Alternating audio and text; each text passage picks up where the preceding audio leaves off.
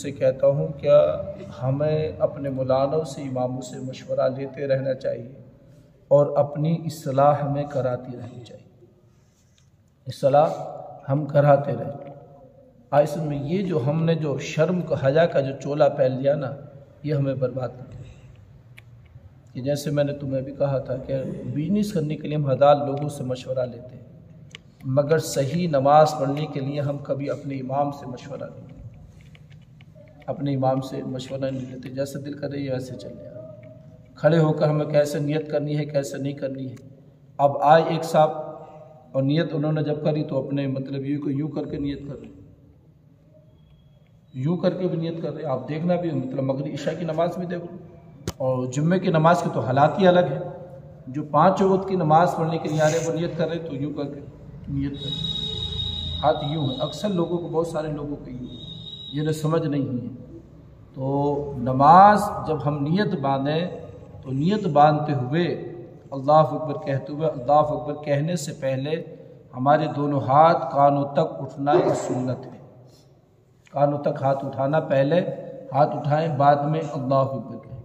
اور جب اللہ اکبر ہم کہیں جب نیت باندھیں تو یہ ہمارے ہاتھ کی ہتھیلیاں کعبہ شریف کی طرف رہنی چاہیے۔ کعبہ شریف، اب بہت سارے لوگوں کو آپ دیکھنا ایسے کرتے ہیں، بہت سارے لوگ، اور وہ کرتے ہیں جن کی عمریں مطلب یہ کہ بہت زیادہ ہو گئی ہیں، قدم ان کے مطلب یہ کہ قبر کی طرف جا چکے ہیں، جن کے قدم قبر کی طرف جا چکے تو وہ لوگ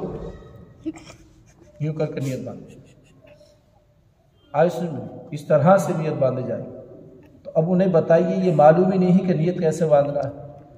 کس مطلب یہ کہ چہرہ کیسا ہونا چاہیے۔ تو جب ہم نیت باندھیں تو ہمارا چہرہ جو ہے بالکل ایک دم سامنے رہنا چاہیے، نہ جھکا ہوا ہونا چاہیے۔ بہت سارے لوگ یوں تو نہ چہرہ ہمارا نیچے جھکا ہوا ہونا چاہیے، نہ چہرہ اوپر ہونا چاہیے، بلکہ ایک دم اسٹریٹ ہونا چاہیے، بالکل سامنے۔ اور ہماری نظریں جو ہیں جہاں ہمارا سجدہ ہو وہاں ہماری نگاہ ہونی چاہیے۔ میں نے دیکھا بہت مطلب اپنی مسجد میں دیکھتا ہوں میں تو یوں اس طرح سے نماز پوری مسجد کے اندر نگاہیں گھما رہے ہیں میں۔ اور بزرگ مطلب جوانوں کی میں بات نہیں کر رہا، جوانوں کو تو اللہ ہی مطلب یہ ہے کہ معاف کرے، اور اللہ ہی کا خبردار ہے ان کا کہ جوانوں کے تو حال الگ ہی ہیں۔ میں بزرگوں کی بات بتا رہا ہوں، جو بزرگ مطلب یہ ہے کہ جن کی عمریں ہو گئی نماز پڑھتے ہوئے، جنہیں مطلب یہ کہ 50 سال ہونے جا رہے ہیں، ان لوگوں کی میں بات کر رہا ہوں کہ جب نماز میں کھڑا نا یوں کرنا کے دیکھ جائے کہ کون سامنے سے جا رہا ہے، کون کدھر ہے، کون کدھر ہے۔ تو ایسی نمازوں سے کوئی فائدہ نہیں ہے پڑھنے سے۔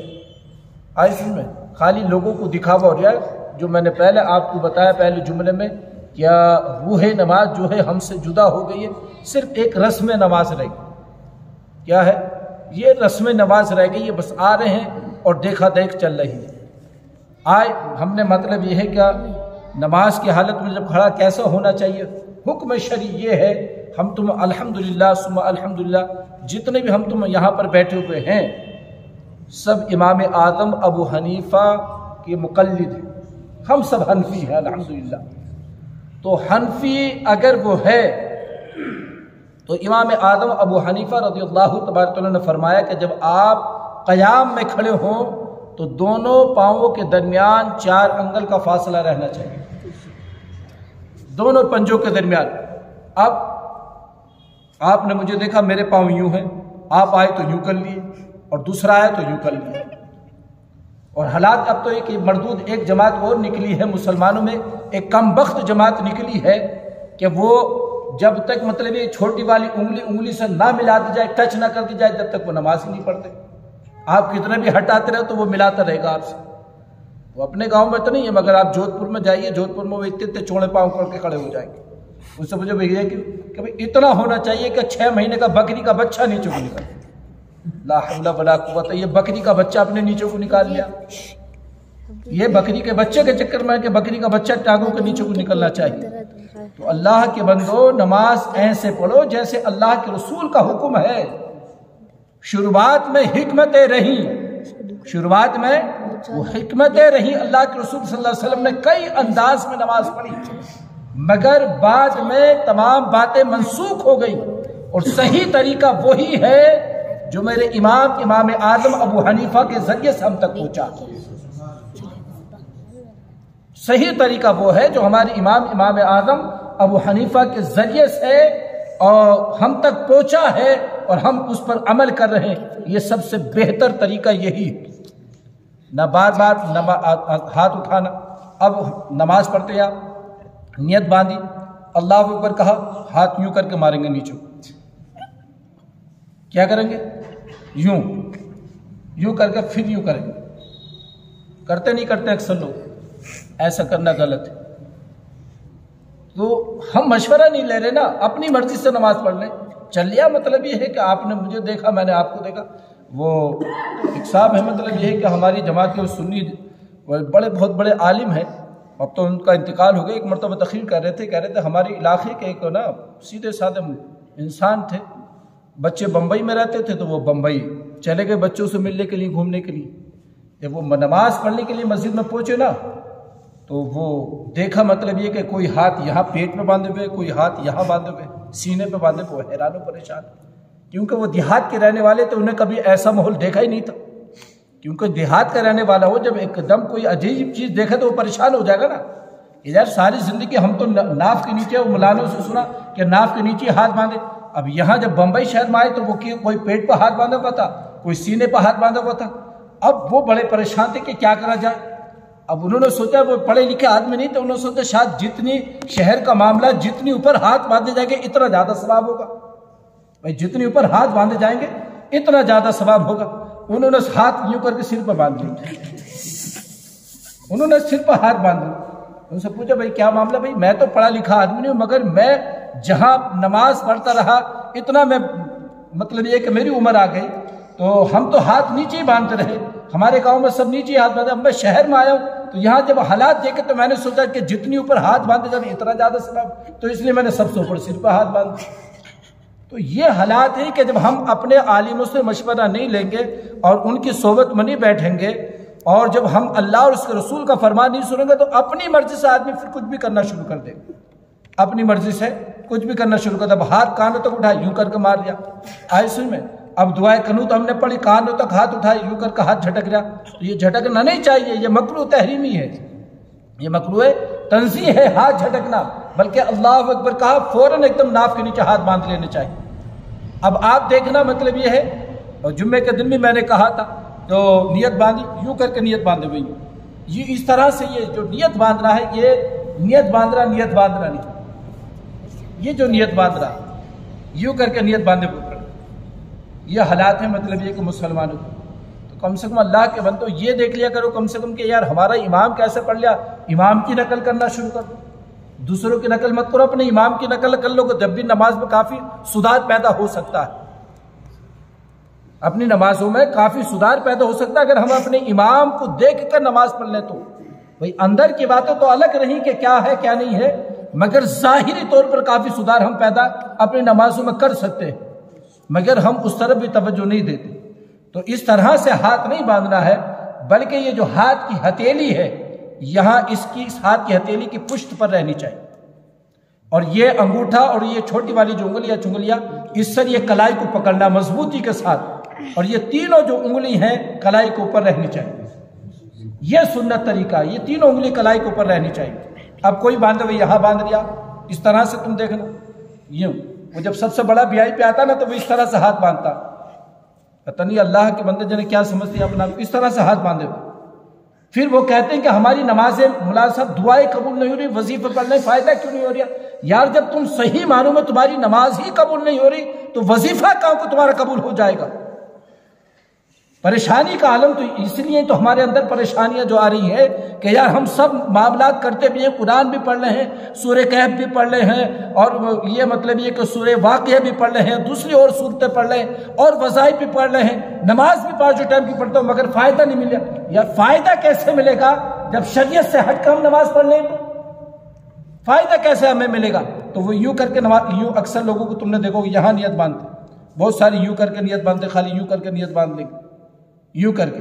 تو یہ یوں کر کے نیت باندھنا بھی، یوں بھی باندھنا، اور یوں بھی باندھنا، یہ تینوں طریقے سے نیت نہیں ہے، یہ شریعت کے خلاف ہے، شریعت کے خلاف ہے۔ طریقہ یہی ہے، یہ دیکھ لیں، یہ طریقہ یہاں رہنی چاہیے، اور یہ بھی ناف کے نیچے ہمارے ہاتھ ہونے چاہیے، ناف کے اوپر نہیں، پیٹ پہ نہیں باندھی جائے نیت، جو ہم پیٹ پہ باندھ لیتے، پیٹ پہ حکم نہیں، ناف کے نیچے نیت باندھنے کا حکم ہے امام اعظم ابو حنیفہ کے مقدس، ناف کے نیچے اس طرح سے ہمیں نیت باندھنی،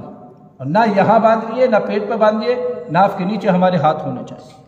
یہ طریقہ۔ جب نیت کریں تو انگلیاں اپنے صحیح حال پہ چھوڑ دیں، نہ ملوی ہونی چاہیے نہ کھلوی ہونی چاہیے، بلکہ نارمل حالات پر ان کو چھوڑ دیا جائے، اور یہ انگوٹھے کانوں کی لو سے ٹچ ہو جائیں، کانوں کی لو سے ٹچ ہو جائیں، پھر اللہ اکبر کہتے ہوئے ناف کے نیچے فوراً ہاتھ باندھ لیے، نہ لٹکائے جائیں، چھوڑے جائیں، جھٹکا دیا جائے، ایک دم باندھ دیا جائے، اور باندھتے ہوئے فوراً اپنی نگاہیں جہاں ہمارا سجدہ کرنا ہے ہمیں، وہاں پر ہمیں جما لینا، ادھر ادھر کو کنیا کا نہیں دیکھنا۔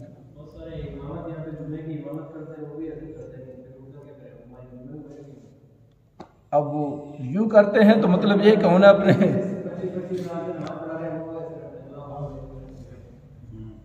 اب اصل میں کیا ہے جیلانی بھائی، ان کو یہ مسائل جب معلوم نہیں ہوں گے تب کیا کرے گا آدمی، مجبوری ہے، اور بہت سارے ایسے بھی ہوتے ہیں کہ مسائل معلوم تو ہے مگر وہ عمل نہیں کرتے، بہت سارے ایسے بھی ہیں کہ وہ معلوم تو ہے ان کو مسئلے کا مگر وہ عمل نہیں کرتے ان پر، تو ان کو یہ چاہیے کہ جو یہ اللہ اور اس کے رسول کا فرمان مفتیان اکرام نے اور علماء اکرام نے جو لکھا ہے اس پر عمل کیا جائے، اس پر عمل کیا جائے، اور ورنہ پھر مطلب یہ کہ ان کا لکھنے کا کوئی فائدہ نہیں ہے۔ اگر اپنی مرضی سے، جیسے میں نے ایک دن کہا تھا، اگر سبھی لوگ اپنی مرضی سے پڑھنا شروع کر دیں تو یہ جو شریعت کے احکامات ہیں اس کا پھر فائدہ کیا؟ بھئی یہ اس لیے تو آئے ہیں کہ جو ہمارے اندر بگاڑ ہو اس کو دور کر دیا جائے، اور صحیح معنوں میں جو اللہ اور اس کے رسول کا حکم ہے اس مطابق نماز ہم کو ادا کی جائے۔ تو نماز کے میرے دوست بہت سارے مسائل ہیں، انہیں ہمیں غور و فکر کے ساتھ اور توجہ کے ساتھ کرنی چاہیے۔ مثال کے طور پر اگر ہم تم کہیں جا رہے ہیں گاڑی میں، اگر مثال کے طور پر ہم تم نکلے یہاں سے اور اپنی گاڑی میں پنچر اگر ہو جائے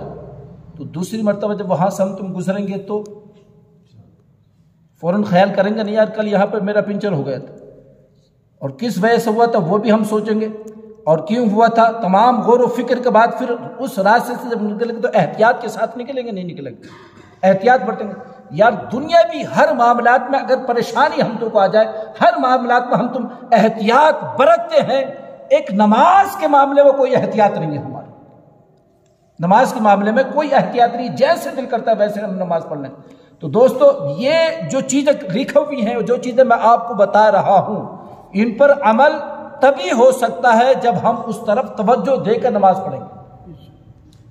آپ نے سنا اور توجہ نہیں دی نا تو پھر اس پر عمل کبھی ہو نہیں سکتا ہے، کبھی اس پر عمل نہیں ہو سکتا۔ میرے ایک دوست ہے رتلام کے آگے ایک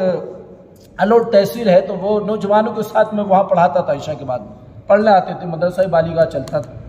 تو انہوں نے مجھے التحیات جب سنائی تھا اس میں کئی ساری غلطی دی، اب وہ میں نے ان کو سدھارا، اب وہ جب سدھر گیا تو آج بھی جب وہ فون کرتے ہیں تو کہتے ہیں کہ حضرت وہ اب جب میں التحیات پڑھتا ہوں تو آپ کی وہاں یاد آ جاتی ہے فوراً کہ حضرت نے یہ غلطی بتائی تھی، اور میں بڑی احتیاط کے ساتھ پڑھتا ہوں نماز، احتیاط کے ساتھ۔ تو ہمارے اندر اگر کوئی غلطی ہے تو جب تک ہم اس پر توجہ نہ دیں وہ غلطی نکل نہیں سکتی، غلطی نکل نہیں سکتی، سدھارا نہیں ہو سکتا، تو ہمیں سدھارے کے لیے اس پر بالکل خاص توجہ کے ساتھ نماز پڑھنی پڑے گی، اور جب ہم اس طرح سے نماز پڑھیں گے تو انشاءاللہ پھر مزہ بھی آئے گا نماز میں، اور اللہ تعالیٰ قبول کرنے والا اللہ قبول فرمائے۔ اللہ تعالیٰ ہم سب کو ان باتوں پر عمل کی توفیق عطا فرماتے ہیں۔